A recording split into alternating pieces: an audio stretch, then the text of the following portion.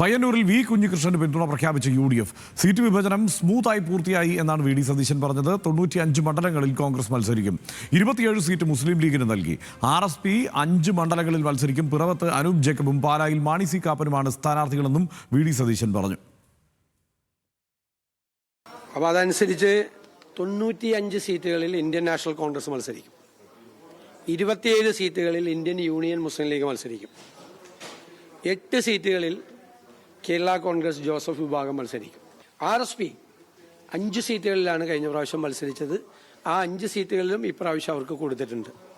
അതിൽ 5ാമത്തെ സീറ്റായ മട്ടന്നൂര്, അവർ കഴിഞ്ഞ പ്രാവശ്യം മത്സരിച്ച മട്ടന്നൂര് കോൺഗ്രസിന് വിട്ടു വന്നിട്ടുണ്ട്. അതിന് പകരം അവർക്ക് കൊടുത്തത് പയ്യന്നൂരാണ്.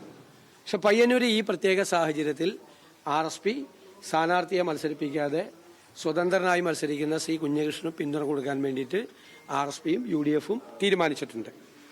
പിന്നെ കേരള കോൺഗ്രസ് ജേക്കബ് വിഭാഗത്തിലെ C അനൂപ് ജേക്കബിന് പിറവവും, CMBക്ക് തിരുവനന്തപുരവും, KDP C Mani C Kappan മത്സരിച്ച് ജയിച്ച പാല അവർക്കും വിട്ടുകൊടുക്കാൻ തീരുമാനമായിട്ടുണ്ട്. RMPക്ക് വടകരയും, തൃണമൂൽ കോൺഗ്രസിന് C PV അൻവർ ബേപ്പൂരിൽ മത്സരിക്കും. UDFിന്റെ സ്ഥാനാർത്ഥിയായി PV അൻവർ ബേപ്പൂരിൽ മത്സരിക്കും. അങ്ങനെ 140 സീറ്റുകളുമാണ് ഇത് ചെയ്തിരിക്കുന്നത്. ഇന്ന് തന്നെ സ്ഥാനാർത്ഥികളെ പ്രഖ്യാപിക്കുമെന്ന് രമേശ് ചെന്നിത്തല പറഞ്ഞു. കേന്ദ്ര തെരഞ്ഞെടുപ്പ് സമിതി യോഗം കഴിഞ്ഞ് വൈകിട്ടോടുകൂടി സ്ഥാനാർത്ഥികളെ പ്രഖ്യാപിക്കുമെന്നാണ് രമേശ് ചെന്നിത്തല പറഞ്ഞത്. ഇന്ന് 5 മണിയോടുകൂടി വൈകിട്ടത്തോടുകൂടി കോൺഗ്രസ് സെൻട്രൽ ഇലക്ഷൻ കമ്മിറ്റി കഴിഞ്ഞാൽ സ്ഥാനാർത്ഥി ലിസ്റ്റ് പ്രഖ്യാപിക്കും. ആ സ്ഥാനാർത്ഥി ലിസ്റ്റ് പ്രഖ്യാപിച്ചു കഴിഞ്ഞാൽ എല്ലാ പ്രവർത്തകരും നേതാക്കളും ഒരു മനസ്സോടെ തെരഞ്ഞെടുപ്പ് രംഗത്ത് സജീവമാകും. വിശദാംശങ്ങളുമായി ആൽവിൻ തോമസ് ചേരുന്നുണ്ട്. ആൽവിൻ, കോൺഗ്രസിന്റെ സ്ഥാനാർത്ഥി പട്ടികയ്ക്ക് അങ്ങനെ അവസാനം ഒരു രൂപം കൈവന്നിരിക്കുന്നു എന്ന് പ്രതീക്ഷിക്കാം. അങ്ങനെയാണെങ്കിൽ എപ്പോഴത്തേക്ക് പ്രഖ്യാപനം ഉണ്ടാകും? ഇതുവരെയുള്ള ധാരണ അനുസരിച്ചാണെങ്കിൽ ഈ ഗ്രൂപ്പുകളുടെ കൃത്യമായ ഇടപെടലും താല്പര്യങ്ങളും പ്രവർത്തിച്ചിട്ടുണ്ട് എന്നും അതിനനുസരിച്ച് തന്നെയാണ് സീറ്റ് വിഭജനം ഇപ്പോൾ ആത്യന്തികമായി പൂർത്തിയായിരിക്കുന്നത് എന്നുമുള്ള വിവരങ്ങൾ കൂടി വരുന്നുണ്ടല്ലോ. എന്താണ് വിശദാംശം? നിശ്ചയമായും ഹർഷൻ, അങ്ങനെ തന്നെയാണ് കോൺഗ്രസിൻ്റെ സ്ഥാനാർത്ഥി പട്ടിക വന്നിട്ടുള്ളത്. ആദ്യ 55 ഘട്ടം പേരുകൾ വന്നിട്ടുള്ളതിൽ സിറ്റിംഗ് MLA ഉൾപ്പെടെയുള്ളവരുണ്ടായിരുന്നു. തർക്കങ്ങളില്ലാത്ത മണ്ഡലങ്ങളിലെ 55 പേരുടെ പേരാണ് ആദ്യഘട്ടത്തിൽ വന്നതെങ്കിൽ മറ്റ് 40 സീറ്റുകളിൽ കൂടി ഇനിയും വരാനുണ്ട്. കഴിഞ്ഞ തവണ 93 സീറ്റുകളിലാണ് കോൺഗ്രസ് മത്സരിച്ചത്. ഇത്തവണ അത് 95 സീറ്റ് എന്ന നിലയിലേക്ക് എത്തുന്നു. 2 സീറ്റുകൾ കേരള കോൺഗ്രസിൻ്റെ കയ്യിൽ നിന്ന് അവർ ഏറ്റെടുക്കുന്നുണ്ട്. ഇടുക്കി, ഏറ്റുമാനൂർ 2 സീറ്റുകളാണ് ഇത്തവണത്തേക്ക് കോൺഗ്രസിന് നൽകുന്നു എന്നുള്ളത് കേരള കോൺഗ്രസ് അറിയിക്കുകയും അവരിൽ നിന്ന് ഒരു തവണ മാത്രം ഏറ്റെടുക്കുന്നു എന്നുള്ളതാണ് സതീശൻ്റെ വാക്കുകൾ. കടമെടുത്താൽ അങ്ങനെയാണ് പറഞ്ഞത് അദ്ദേഹം. അങ്ങനെ 2 സീറ്റുകൾ കൂടി വരുമ്പോൾ 95 സീറ്റുകളിലാണ് കോൺഗ്രസ് ഇത്തവണ മത്സരിക്കുന്നത്. ഏതായാലും ഘടകകക്ഷികളുമായിട്ടുള്ള ചർച്ചകളെല്ലാം തന്നെ പൂർത്തിയാക്കി തർക്കങ്ങളില്ലാതെ അവരുമായി ചർച്ചകൾ നടത്തിയ ശേഷമാണ് സീറ്റുകൾ പ്രഖ്യാപിച്ചിട്ടുള്ളത് എന്നുള്ളത് അദ്ദേഹം വ്യക്തമാക്കുകയുണ്ടായി. 27 സീറ്റാണ് ലീഗിനുള്ളത്. അതിൽ 2 സീറ്റ് ലീഗിനെയും പ്രഖ്യാപിക്കാനുണ്ട്.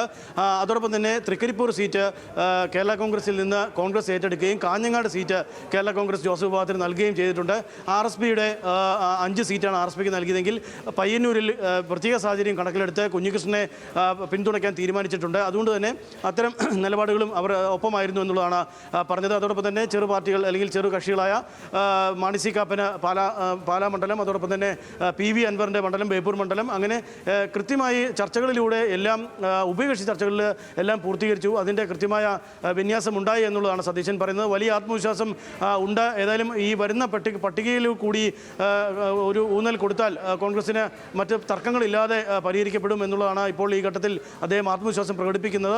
വരുന്ന മണിക്കൂറിൽ ഈ ബാക്കിയുള്ള 40 പേരുടെ പട്ടിക കൂടി വരുന്നതോടുകൂടിയാകും കോൺഗ്രസിൻ്റെ സ്ഥിതി എന്താകും, ഏതെങ്കിലും തരത്തിലുള്ള പൊട്ടിത്തെറികൾ ഉണ്ടാകുമോ, സുധാകരനെ എങ്ങനെ മെരുക്കും എന്നുള്ള ചർച്ചകളിലേക്ക് വരിക. MP മത്സരിക്കേണ്ട എന്നുള്ള ഒരു തീരുമാനം ഉണ്ട് എന്നുള്ളത് നേരത്തെ തന്നെ നേതാക്കന്മാർ പലരും വ്യക്തമാക്കിയിരുന്നു. പക്ഷേ K സുധാകരനും അതോടൊപ്പം തന്നെ അടൂർ പ്രകാശിനും ഇളവ് നൽകുമോ എന്നുള്ളതാണ് ഇനി കണ്ടറിയേണ്ടത്. അതിൽ ഇളവ് നൽകേണ്ടത് കേന്ദ്ര നേതൃത്വമാണ്, അതിൽ തീരുമാനമെടുക്കേണ്ടത് കേന്ദ്ര നേതൃത്വമാണ് എന്നുള്ളതാണ് സതീശൻ പറഞ്ഞത്. സംസ്ഥാന നേതൃത്വത്തിന് അതിൽ പങ്കില്ല എന്നുള്ളതാണ് അദ്ദേഹം നേരത്തെ തന്നെ മാധ്യമങ്ങളോട് വ്യക്തമാക്കിയത്. ആ കാര്യങ്ങൾ വിശദീകരിക്കേണ്ടത് കേന്ദ്ര നേതൃത്വമാണ്. വൈകുന്നേരം 4 മണിയോട് കൂടി സെൻട്രൽ ഇലക്ഷൻ കമ്മിറ്റി ചേരുന്നുണ്ട്. അതിനുശേഷം മുഴുവൻ സ്ഥാനാർത്ഥി പട്ടികകളും പേരുകളും പുറത്തേക്ക് വരുമെന്നുള്ളതാണ് ഈ ഘട്ടത്തിൽ മനസ്സിലാക്കുന്നത്. ഹർഷൻ, ആൽവിനാണ് വിവരങ്ങൾ നൽകിയത്.